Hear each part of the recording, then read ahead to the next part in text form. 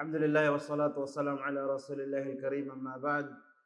Assalamualaikum warahmatullahi wabarakatuh. Alhamdulillah, purihin natin ang dakilang Allah Subhanahu wa ta'ala sa lahat ng mga biyaya at gabay na ipinagkaloob sa atin ng Allah Subhanahu wa ta'ala. Mga kapatid sa Islam, ang Muslim o ang mananampalataya ay hindi siya nabubusog sa kabutihan o paggawa ng ibada sa Allah Subhanahu wa ta'ala. Al-mu'min la yashba' min al-khair. Ang mga mananampalataya, hindi siya nabubusog sa mga lahat ng kabutihan na gawain. Gumawa ka ng kabutihan ngayon, sunod na naman yung kabutihan. Tulad ng nabanggit ng Propeta sallallahu alaihi wasallam. Sa hadith na ito, kung titingnan mo, basit, maliit lamang, maliit na bagay, kaunti lamang, pero napakalaking gantimpala sa paningin ng Allah Subhanahu wa ta'ala. Anong ibada na to? Ibada pagkatapos ng ibada.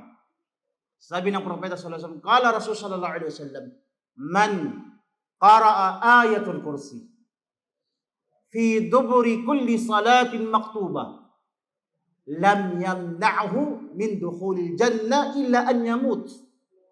Sinabi ng Propeta sallallahu alaihi wasallam, kung sino man sa inyo ang bumasa ng ayatul kursi pagkatapos lahat ng obligadong sala, yung 5 times, pagkatapos ng imam, pag salam niya, assalamualaikum, assalamualaikum, tapos tayo mga jamaa, mag-istighfar ka, astagfirullah, astagfirullah, unahin mo yung ayatul kursi or isahuli mo siya pagkatapos ng tasbih, walang problema.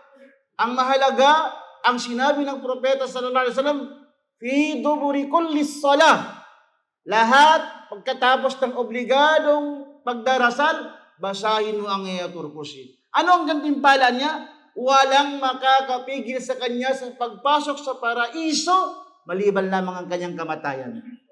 Means to say, ibig sabihin, nasa kamay mo na, malapit na yung paraiso sa'yo. Pag binasa mo ito palagi, ang ayatul kursi. Walang makakapigil sa'yo sa pagpasok, maliban lamang pag ikaw ay patay na. Yun na lang ang hinihintay. At saka makakapasok ka na sa paraiso. Ang ayatul kursi ay dahilan upang ipapasok tayo ng dakilang Allah sa loob ng paraiso, inshallah biidnillah. Naway sa pamuhay natin ang maliit na ibada at malaking gantimpala sa paningin ng Allah Subhanahu wa ta'ala. Assalamualaikum warahmatullahi wabarakatuh.